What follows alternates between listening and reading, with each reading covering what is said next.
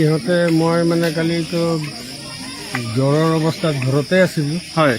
সেইটো সময়তে মানে কোনোবাই মাইকী মানুহ আছিলে বাহিৰত। তো ইহঁতক কৈ হাতীটো বান্ধি গ'ল।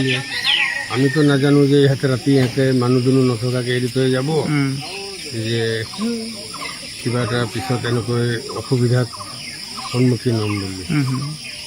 তাৰপিছত এইখিনি আমাৰ অসুবিধাৰ সন্মুখীন, গোটেই ৰাতি থাকিব পৰা নাই, ল'ৰা ছোৱালী ভয়। এতিয়া আপোনাৰ মানে এই মাউতটোৱে আপুনি নথকা অৱস্থাত হাতীটো বান্ধি থৈ গ'ল, নহয় জানো? হয় হয়। তেতিয়া আপোনাৰ কিবা ক্ষতিগ্ৰস্ত হৈছে নেকি ঘৰৰ? এই দোকানৰ গোটেই মাল হওক বা গোটেই ভাঙি পেলালে। আপোনাৰ গেলামাল দোকান আছিলে ন? গেলামাল পিছফালৰ পৰা ভাঙি দিলে? হয়তো ভাঙি দিলে। গোটেই বয় বস্তু নষ্ট কৰিছে? বয় বস্তুটো নষ্ট কৰিছে। আটা, বুট, মটৰ, অন্যান্য যিখিনি চব খালেহে গম পোৱা যাব আৰু। সোমোৱাও নাই ভিতৰত এতিয়া। আপোনাৰ এই এড্ৰেছটো দি দিব। জিলা আপোনাৰ গোলাঘাট, আৰু আপোনাৰ থানা কমাৰগাঁও, আৰু আপোনাৰ পঞ্চায়তটো কোনটো পৰে? হাবিছোৱা ন? কুমটা সমষ্টি?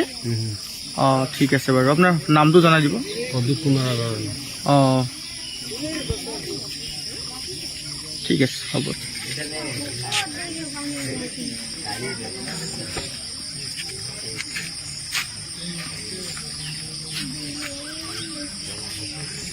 আৰু দিয়া